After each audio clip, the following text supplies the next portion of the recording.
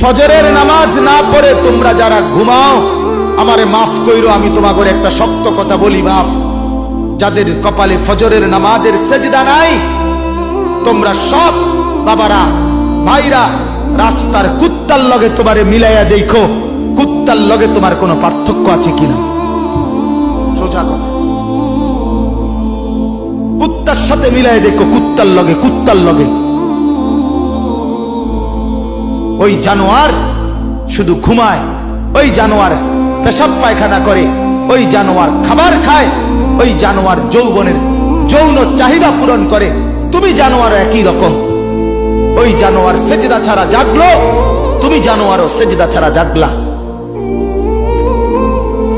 যদি বিবেক থাকে, লজ্জা থাকে, যদি মার দুধ খেয়ে থাকো, যদি মুসলমানের বাচ্চা হয়ে থাকো, যদি ইমানের রক্ত থাকে, ইমানের বিন্দু থাকে, তো যদি কানে আজান শুনে থাকো, আল্লাহর ওয়াস্তে নামাজ পড়ো।